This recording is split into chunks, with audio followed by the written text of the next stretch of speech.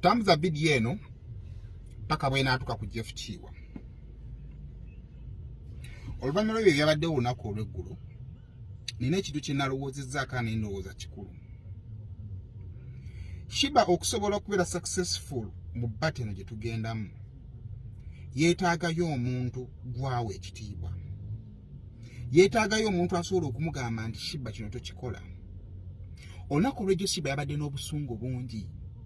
Bw'otuna mu bigambo bya byawanyisiganya ne Cindy, ng'ebigambo olaba biri too personal. Yes, I understand eyinza okubeera but bayinza okuba balina personal grudges.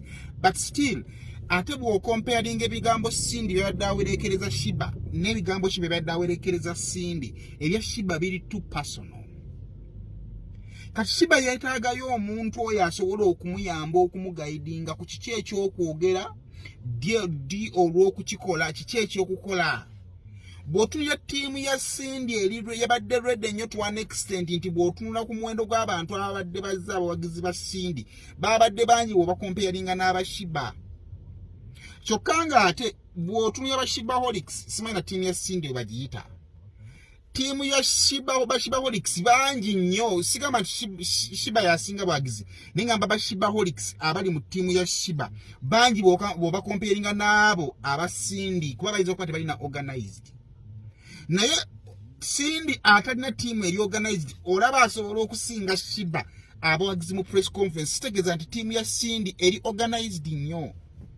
By the way, abantu abali mu kwandamindinga Cindy oyo mukazi ali smart to an extent nti asobodde okufuga wuma okumala emyaka 2 nga bapresident abaaliko bamalangako ennaku 2 ne balekulira. Kitegeeza nti Sheebah si muntu wa kuyisaamu, Cindy si muntu wa kuyisaamu maaso. Kakati ne ttiimu ya Sheebah erina okweyongera okwenyeeza okusukkawo bweri. Awo tugambira nti Jeff Kiwa for this particular project tukwetaaga.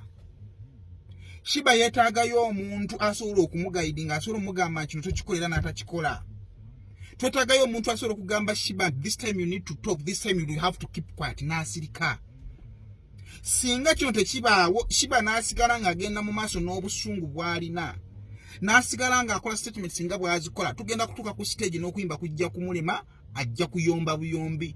Ate bwe tunaatuuka ku stage ng'ayomba buyombi ng'eri Cindy ayimba, kiriza obagaana Cindy batajjajje wangula. So bwana Jeff Kiwa, eno video yakujjukiza kumaliriza buvunaanyizibwa kubanga guwa butandika. Oyinza okuba nga oli omu ku abatali basanyufu kubanga bbat eno weeri. Kubanga mu biseera wali manager bbat eno mwagigaana. So osobola okuba nga oli munyiivu, naye kati twagala tukkirize nti kati bbat weeri. There is work to be done. Ennyimba muyimbi azirina kye yeetaaga kumuyamba ku recovering psychological, asobole okwenganga opponent we nga naye ali mu position yemu n'opponent we. N'opponent we psychologically okay, ono ye alina ebimutawaanya bingi, alina obusungu bungi, ate ng'obusungu tebusobola kuwangula lutalo. Ye ndowooza yange nze Saimo.